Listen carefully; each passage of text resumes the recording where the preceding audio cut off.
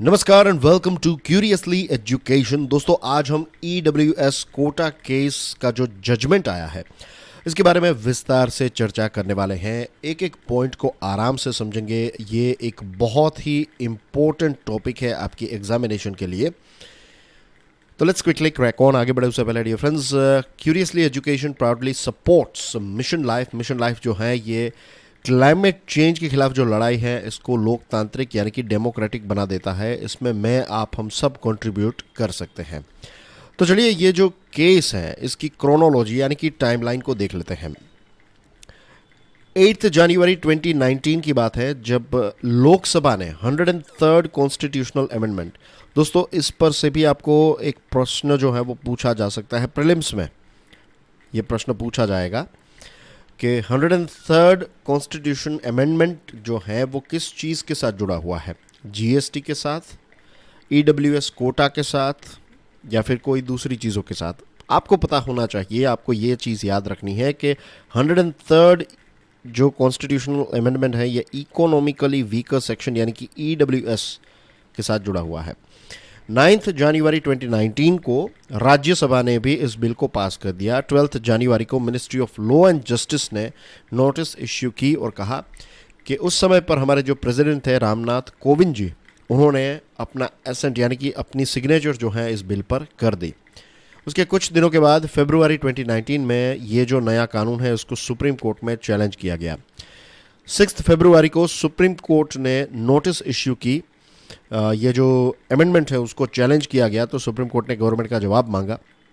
8 फरवरी को supreme court ने 10% EWS Kota जो है उस पर स्टे लगाने से मना कर दिया कि अभी इस पर स्टे नहीं लगाया जा सकता। फिर 8 सितंबर 2022, अब देखिए 2019 राइट, फरवरी की बात है तो स्टार्टिंग का ही महीना है 19 का। तो 2019, 2020, 2021 और 2022, तो लगभग 4 साल लग गए, 3.5-4 साल जितना वक्त हो गया है। 8 सितंबर 2022 को bench constituted to hear appeal, supreme court की बेंच जो है वो गठित की गई और 13 सितंबर को सुप्रीम कोर्ट ने आर्ग्यूमेंट्स जो है उसको सुनने की शुरुआत की। 27 सितंबर को सुप्रीम कोर्ट ने अपना ऑर्डर जो है वो रिजर्व किया और 7 नवंबर की बात है। आज जब हम बात कर रहे हैं तो आज कौन सी तारीख है, 8 नवंबर। हो सकता है कि ये वीडियो जो है वो आप कुछ महीनों के बाद भी देख रहे हो या फिर कुछ सालों के बाद देख रहे हो, लेकिन आज जो हम बात कर रहे हैं तो आज है 8 नवंबर 2022। ठीक है, तो सुप्रीम कोर्ट का जो वर्डिक्ट आया है वो क्या आया है। सुप्रीम कोर्ट ने EWS जो है, EWS में जो 10% रिजर्वेशन देने की बात है इसको ग्रीन सिग्नल दिया है। और यहाँ पर 5 जजेस थे तो पांचों के 5 जजेस ने ये जजमेंट में ग्रीन सिग्नल नहीं दिया है, राइट। इसमें भी 2 जजेस हैं जिन्होंने कहा कि ये गलत है, 3 जजेस ने कहा कि ये बराबर है। तो मेजॉरिटी अपहेल्ड, यानी कि 5 में से मेजॉरिटी यानी कि 3 जजेस ने कहा कि ये अमेंडमेंट जो 103rd amendment, constitutional amendment for economical weaker section, ये बराबर है। तो अब ये हमारे देश का कानून बन गया। ठीक है, या कानून तो बन गया था लेकिन अब इसको सुप्रीम कोर्ट की भी एक मोहर जो है वो मिल गई। 10% रिजर्वेशन गवर्नमेंट जॉब्स और एजुकेशन इंस्टीट्यूशंस में देने की बात है। किनको? जो इकोनॉमिकली वीकर सेक्शन से बिलोंग करते हैं, EWS कैटेगरी में जो आते हैं वो लोग। और एक और चीज़ आप ध्यान रखिए कि यहाँ पर जो अनरिजर्व्ड कैटेगरीज हैं उनको ही ये 10% का बेनिफिट मिलेगा। ये 10% रिजर्वेशन जो है वो अनरिजर्व्ड कैटेगरीज यानी कि जो जनरल कैटेगरी हैं उनको ही ये मिलेगा। जो SC, ST, OBC, SEBC को बिलोंग करते हैं, उनके जो पुअरेस्ट ऑफ द पुअर हैं SC, ST, OBC और SEBC, तो उनको इसका लाभ नहीं मिलेगा। सिर्फ जनरल कैटेगरी या फिर जो कैटेगरीज जो अनरिजर्व्ड थी, उनको रिजर्वेशन नहीं मिल रहा था, उनको ही ये 10% EWS कोटा जो है उसका लाभ मिलेगा। तो पहले 49.50% ये जो SC, ST, OBC, SEBC जो है तो उनका टोटल जो है वो 49.50% होता था रिजर्वेशन। अब टोटल रिजर्वेशन की बात करें कि इनको तो ये 49.50 में से मिलेगा, ये सारी जो रिजर्व्ड कैटेगरीज हैं, जो अनरिजर्व्ड कैटेगरीज हैं उनका 10%, तो अब टोटल रिजर्वेशन जो है वो कितना हो जाएगा 59.50%। इसमें कोई कंफ्यूजन नहीं होनी चाहिए। मैं फिर से एक बार रिपीट कर रहा हूँ ताकि वे सारे स्टूडेंट्स, वे सारे लोग जिनको कोई भी डाउट है वो डाउट ना रहे कि ये 10% इकोनॉमिकली वीकर सेक्शन वाला जो रिजर्वेशन है ये सिर्फ अनरिजर्व्ड कैटेगरी को मिलेगा। वे सारे लोग, यहाँ पर कास्ट शब्द का इस्तेमाल नहीं कर रहा हूँ मैं वे सारे लोगों की बात कर रहा हूँ जिनको रिजर्वेशन नहीं मिल रहा था, राइट, उनको रिजर्वेशन अब ईडब्ल्यूएस के तहत मिलेगा। जिन लोगों को रिजर्वेशन पहले से मिल रहा था उनको इस ईडब्ल्यूएस का लाभ नहीं मिलेगा। ठीक है, अब मेजॉरिटी जो है, जो 3 जजेस हैं, उनका व्यू क्या है? तो ये 3 जजेस हैं, जस्टिस दिनेश महेश्वरी, जस्टिस बेला एम त्रिवेदी और जस्टिस जे बी पार्डीवाला। और जो माइनॉरिटी व्यू है तो ये हैं chief justice of India you Lalit और दूसरे जज हैं जस्टिस एस रविंद्र भट्ट। अब इसमें से एक और चीज़ आपको समझनी है, बहुत ही बारीक है, बहुत ही सटल चीज़ है, लेकिन आप इसको समझ लीजिए। अगर आपको ऐसा कोई उल्टा प्रश्न पूछा जाए, एक अलग आपको ट्रैप में लाने के लिए ऐसा प्रश्न पूछा जाए कि अगर 5 जजेस की बेंच है और इसमें 3 जजेस जो हैं वो ये कहते हैं कि ये चीज़ होनी चाहिए और 2 जजेस जो हैं वो कहते हैं कि ये चीज़ नहीं होनी चाहिए, चाहे वो कोई भी XYZ चीज़ हो, लेकिन ये 2 जजेस जो हैं उसमें चीफ जस्टिस ऑफ इंडिया है। तो चीफ जस्टिस इंडिया का कहना है कि ये नहीं होना चाहिए और मेजॉरिटी बेंच ये कहती है कि होना चाहिए। तो क्या ये इसमें क्या होगा? तो इसका आंसर इस पर्टिकुलर जजमेंट से हमें मिलता है कि मेजॉरिटी विंस। फिर भले सीजेआई जो है वो माइनॉरिटी में हो, सीजेआई भले ही उस चीज़ की मना कर रहे हों, लेकिन अगर मेजॉरिटी जजेस हैं, 5 जजेस में से मेजॉरिटी अगर 9 जजेस है लेट्स से, तो 5 जज कहेंगे यस और 4 जज कहेंगे नो, और 4 जजेस में एक जज जो है वो सीजेआई है, तो भी ये 5 जजेस ने जो कहा वही होगा। ठीक है, तो मेजॉरिटी से डिसीजन लिए जाते हैं, फिर भले ही सीजेआई मेजॉरिटी में हो या फिर माइनॉरिटी में हो, इट डजेंट मैटर। ठीक है, तो ये चीज़ भी आपको ध्यान में रखनी है। अब कुछ पॉइंट्स को हम देखते जाएंगे और इस पर हम बातचीत करते जाएंगे। On whether such a reservation on the sole basis of economic criterion violated the basic structure of the constitution. एक ऐसा प्रश्न उठा कि सिर्फ इकोनॉमिकल क्राइटेरिया को ध्यान में रखते हुए अगर रिजर्वेशन दिया जाए तो क्या हमारा जो कॉन्स्टिट्यूशन है उसका जो बेसिक स्ट्रक्चर है, क्या उसका उल्लंघन होगा, क्या इसका वायोलेशन होगा? तो जस्टिस दिनेश महेश्वरी जो है उन्होंने कहा, reservation was an instrument of affirmative action by the state and should not be confined to scheduled castes, scheduled tribes, SEBC and the non creamy layer of OBC। कहने का मतलब यह है कि हमारा जो कॉन्स्टिट्यूशन है उसमें रिजर्वेशन जो दिया गया है, it's a sort of affirmative action कि स्टेट जो है, सरकार जो है, वो कुछ ऐसी एक्शंस लेती है जिसके माध्यम से जो SC, ST, SEBC हैं, OBCs हैं, तो उनको एक लेवल प्लेइंग फील्ड प्रोवाइड की सके, करवाई जा सके। इसका एक बहुत ही इंटरेस्टिंग एग्जांपल, एक ऐसा एग्जांपल जो आप सब समझ सकते हैं। लेट्स से कि एक ये ट्रैक है, मान लीजिए कि ये ट्रैक है, ठीक है। अब हम रेस लगाने की बात कर रहे हैं, तो हमारे पास जो कार्स हैं वो लेकर हम आ गए। रिजर्वेशन क्यों दिया जा रहा है या फिर इसकी शुरुआत जब से हुई, तो इसके पीछे मेन आइडिया क्या था कि अलग अलग व्यक्ति के पास अलग अलग कार हैं। अब मैं लेकर आऊँगा फॉर्च्यूनर, ठीक, आप लेकर आएंगे एंडेवर, एक व्यक्ति जो है वो फियाट की जो पुरानी कार आती थी वो लेकर आएगा, एक जो है वो मारुति 800 लेकर आएगा, अगेन जो पुरानी कार है, बहुत ही पुरानी, राइट, एक एम्बेसडर लेकर आएगा और एक मर्सिडीज़ लेकर आएगा। तो हमें पता है कि इसमें सबसे आगे जो है शायद मर्सिडीज़ निकल जाएगी, फॉर्च्यूनर और एंडेवर जो है वो शायद एक दूसरे को अच्छी कंपटीशन दे, लेकिन ये सारी कार्स जो हैं वो ये 3 कार्स जो हैं, एम्बेसडर, 800 और फिएट, ये इन तीनों कार्स के सामने टिक नहीं पाएगी। तो अगर आपको एक प्रॉपर रेस करवानी है, या तो आप सभी को एक जैसी कार दे दीजिए तो पता चलेगा कि कौन अच्छा ड्राइवर है, या फिर अगर ये नहीं पॉसिबल है तो फिर आप ये तय कर सकते हैं कि फॉर्च्यूनर की स्टार्टिंग लाइन यहाँ पर होगी, एंडेवर की स्टार्टिंग लाइन यहाँ पर होगी, मर्सिडीज़ की स्टार्टिंग लाइन भी यहाँ पर होगी, लेकिन बाकी की कार जो है, फिएट जो है वो यहाँ से स्टार्ट करेगी, मारुति 800 यहाँ से स्टार्ट करेगी और एम्बेसडर जो है वो यहाँ से स्टार्ट करेगी और एंड लाइन जो है वो यहाँ पर है। तो ऐसे एडवांटेजेस जो हैं वो इसलिए दिए गए क्योंकि बहुत सारी ऐसी कम्युनिटीज़ हैं, बहुत सारी ऐसी कास्ट्स हैं जिनके साथ हिस्टोरिकली डिस्क्रिमिनेशन हो रहा था। तो अगर एक इक्वल देश हमें बनाना है, एक ऐसा देश बनाना है जिसमें कास्ट के आधार पर किसी के साथ डिस्क्रिमिनेशन ना हो, उनके उनके इतिहास को लेकर कि इतिहास में वो जो भी काम कर रहे थे या फिर जो भी चीज़ें चल रही थी तो ऐसा ना हो, तो सभी को अलग अलग स्टार्टिंग लाइन जो है वो दी जानी चाहिए ताकि अपना बेस्ट परफॉर्मेंस करके वो लोग फिनिश लाइन तक पहुंच सकें। तो this is just a rough example, एक ऐसा एग्जांपल जिसको हम समझ सकते हैं आज के ज़माने को ध्यान में रखते हुए।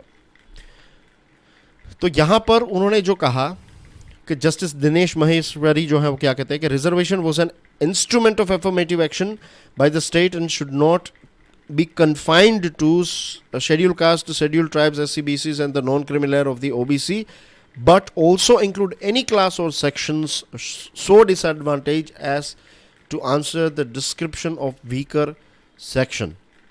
कि सिर्फ रिजर्वेशन ऐसा नहीं है कि SC, ST, OBCs को दिया जाए, राइट?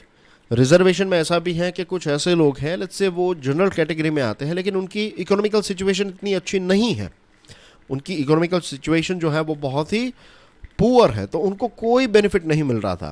तो सिर्फ हम ऐसे लोगों को एक्सक्लूड कर दें क्योंकि उनकी कास्ट जो है वो अपर कास्ट से आते हैं या फिर ओपन कैटेगरी या फिर जनरल कैटेगरी में आते हैं और उनको बेनिफिट नहीं मिलेगा गरीब होने के बावजूद भी, तो ये चीज़ जो है वो ऐसा नहीं होना चाहिए। जस्टिस त्रिवेदी जो है उनका कहना यह है, the legislature understands and appreciates the needs of its own people. के लेजिस्लेचर यानी कि अगर पार्लियामेंट ने कोई लॉ बनाया है तो पार्लियामेंट जो है वो लोगों को और अच्छी तरीके से समझती है, और पार्लियामेंट ने जो लॉ बनाया है तो पार्लियामेंट ने देश की सिचुएशन को ध्यान में रखते हुए ही लॉ बनाया होगा और बनाया है।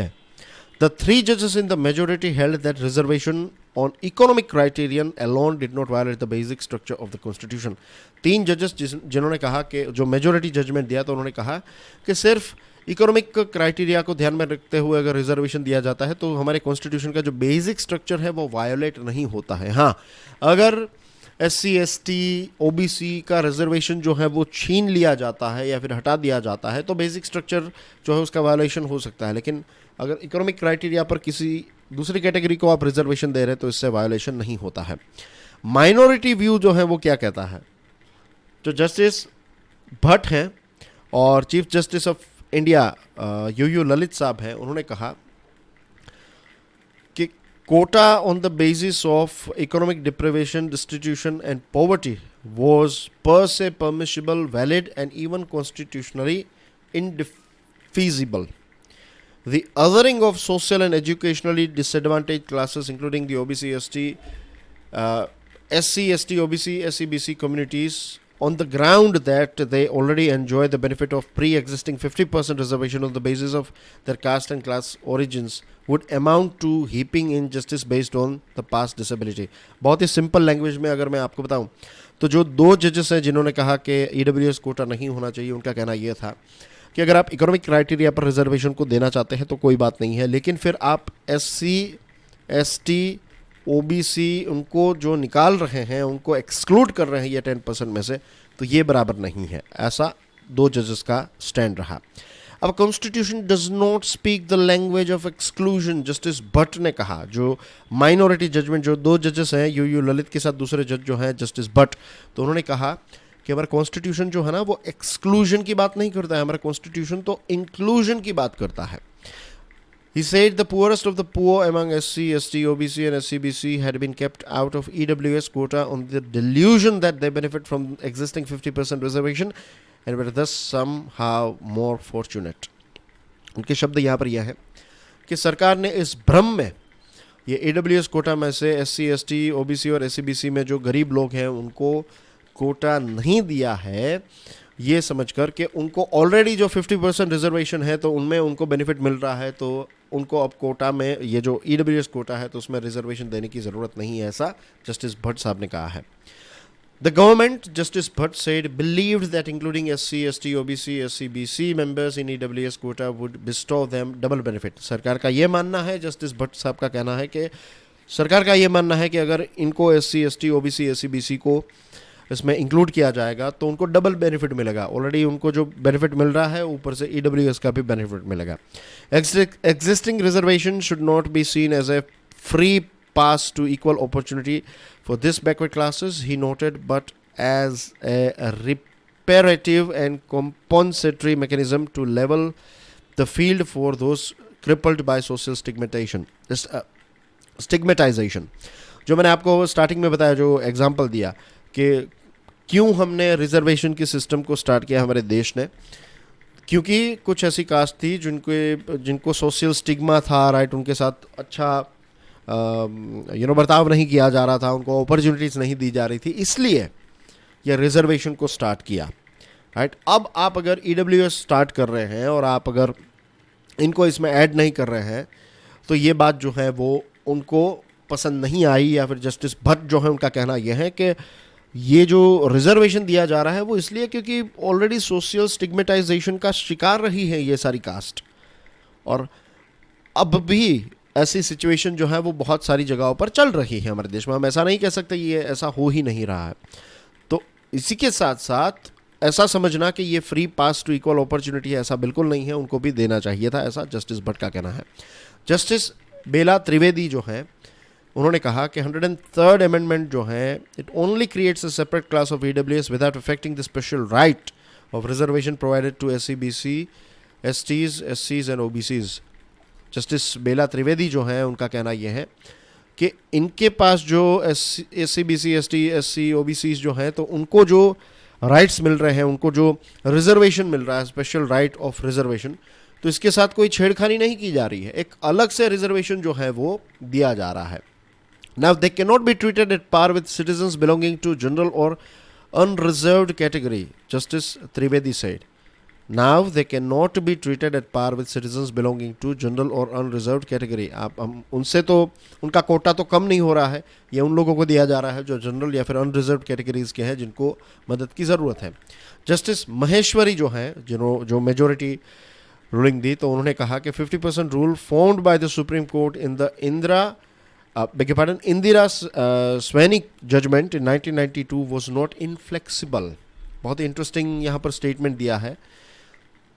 इंदिरा स्वैनी केस जो है एक मंडल कमीशन था, याद रखिएगा इसको, मंडल कमीशन, वीपी सिंह की सरकार जो है उसके बाद ये मंडल कमीशन आया था। तो मंडल कमीशन ने कहा कि 50% की अपर लिमिट होनी चाहिए, इससे ज़्यादा रिजर्वेशन जो है वो नहीं देना चाहिए, ठीक है। ये मंडल कमीशन का रिकमेंडेशन था। और इंदिरा स्वैनी जजमेंट जो है एक लैंडमार्क जजमेंट इसको कहा जाता है सुप्रीम कोर्ट का, 1992 का जजमेंट है।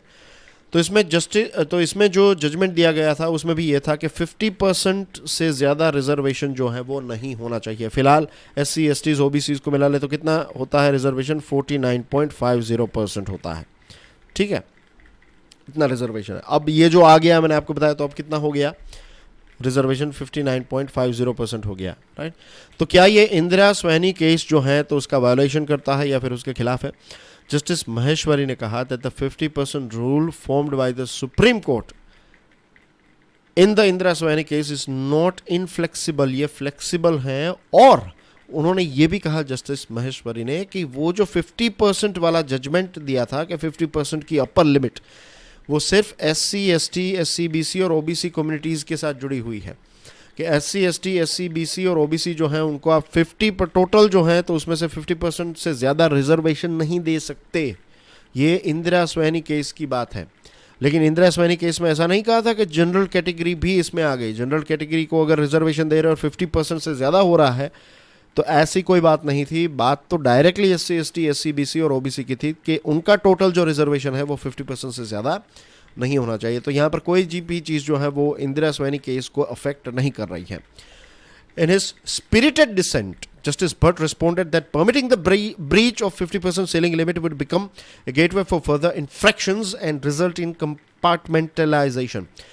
जस्टिस भट्ट ने यह कहा कि अब 50% की सीलिंग जो है उसको पार कर दिया है, तो अब आने वाले समय में और ज़्यादा ऐसी कम्युनिटीज़ आएंगी, ऐसे लोग आएंगे जो कहेंगे कि हमें और रिजर्वेशन चाहिए। फॉर एग्जांपल कहेंगे कि 10% रिजर्वेशन जो है वो बराबर नहीं है, इसको 12% कर दो, इसको 15% कर दो, इसको 20% कर दो, तो रिजर्वेशन जो है वो 70% जितना हो जाएगा। उन्होंने कहा कि फ्यूचर के लिए इस इश्यू को हमें ओपन रखना पड़ेगा। जस्टिस बेला एम त्रिवेदी जो हैं उन्होंने कहा the reservation policy must have a time span, कि रिजर्वेशन जो भी रिजर्वेशन, ये ईडब्ल्यूएस ही रिजर्वेशन नहीं, एससी एसटी ओबीसी को जो रिजर्वेशन दिया जा रहा है उसका भी एक टाइम स्पैन होना चाहिए। ये परमानेंट नहीं है, ये फिर 200 300 500 साल तक चले, ऐसा बिल्कुल नहीं है। At the end of 75 years of our independence, we need to revisit the system of reservation in the larger interest of the society as a whole, as a step forward towards transformative constitutionalism, Justice Trivedi said. उन्होंने कहा कि 75 years हो गए हैं और ये reservation जो है वो चलता ही जा रहा है, तो हमें इसकी एक डेडलाइन जो है वो तय करने की ज़रूरत है। Justice PB. पार्डीवाला जो है उन्होंने कहा the long standing development in the spread of education had resulted in tapering the gap between the classes to a considerable extent. हाँ, ये बात सच है कि रिजर्वेशन मिलने की वजह से बहुत सारी ऐसी जो कास्ट थी जिनको पहले एडवांटेज नहीं था, लेकिन आज सेकंड जनरेशन थर्ड जनरेशन को देखें तो एजुकेशनली, इकोनॉमिकली, सोशली जो है तो उनका अपग्रेडेशन हुआ है। इसका मतलब ये बिल्कुल नहीं है कि दूसरी सारी की पूरी वो कास्ट जो है जैसे कि एससी या फिर एसटी या फिर ओबीसी की बहुत सारी कास्ट जो हैं तो उनको बेनिफिट मिला। इसका मतलब ये नहीं कि अब किसी को ज़रूरत नहीं है, लेकिन ये बात भी सच है कि बहुत सारे लोग ऐसे भी हैं जिनको अब रिजर्वेशन की रिक्वायरमेंट नहीं है, अभी उनको कास्ट के आधार पर ही मिल रहा है। लेकिन अगर आप उनके सोशल स्टेटस को देखें, कोई लेट्स से फॉर एग्जांपल कोई आईएएस ऑफिसर, दादाजी जो हैं वो आईएएस ऑफिसर थे, फिर बेटा जो है वो आईपीएस ऑफिसर बन गया, फिर उसकी बेटी जो है वो फिर आज लेट्स से कुछ जज है लेट्स से, तो अब उनको अगर वो एससी एसटी ओबीसी से भी बिलोंग करते हैं लेकिन आज उनको ये रिजर्वेशन की ज़रूरत नहीं है क्योंकि पीढ़ियों से अब वो बहुत आगे निकल चुके हैं। तो इस दिशा में भी देश को सोचने की ज़रूरत है और यहाँ पर ऐसा नहीं पॉलिटिकली नहीं, लोगों को इसके बारे में सोचने की ज़रूरत है। जस्टिस एस रविंद्र भट्ट साहब जो हैं उन्होंने बाबा साहेब आम्बेडकर को याद किया और कहा कि reservation should be seen as a temporary and exceptional और else they would eat up the rule of equality. ये बाबा साहेब आम्बेडकर ने कहा था कि टेम्पररी है रिजर्वेशन और एक्सेप्शनल है, इसको अगर फॉर एवर कंटिन्यू करेंगे तो इक्वालिटी जैसी कोई चीज़ नहीं रहेगी, इससे और ज़्यादा इनइक्वालिटी जो है वो पैदा होगी। The country has witnessed a large number of agitations by various caste and communities demanding reservation, many of which went violent also. विनों के बहुत सारे पाटीदार आंदोलन, जाट आंदोलन हुए, मराठा आंदोलन, बहुत सारी जगहों पर ऐसे हुए कि जो लोग जनरल कैटेगरी में आते हैं तो उन्होंने भी डिमांड की कि हमें भी रिजर्वेशन जो है वो मिले, और कई जगहों पर तो ये वायलेंट भी हो गया था ये protest. At the time when employment scenario is grim and government jobs are at premium, more quota stays cannot be ruled out. अभी उतनी ज़्यादा फॉर्मल जॉब्स अवेलेबल नहीं है, गवर्नमेंट जॉब्स ही प्रीमियम मानी जाती हैं। हमारे देश में कुछ 6 से 7% जॉब्स ही फॉर्मल जॉब्स में, बाकी की सारी जॉब्स जो है वो आज भी इनफॉर्मल है।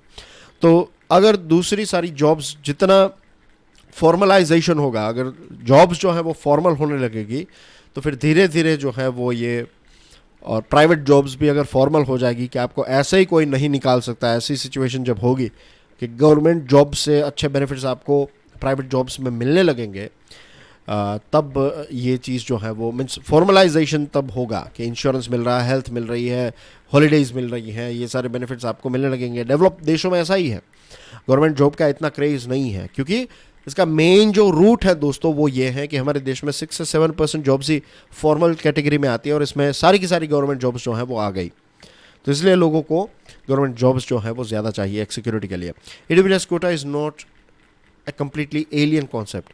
राइट टू एजुकेशन एक्ट 2009 में भी ईडब्ल्यूएस कोटा है और रिजर्वेशंस जो हैं, रिजर्वेशंस करेक्ट हिस्टोरिकल इनजस्टिसेस।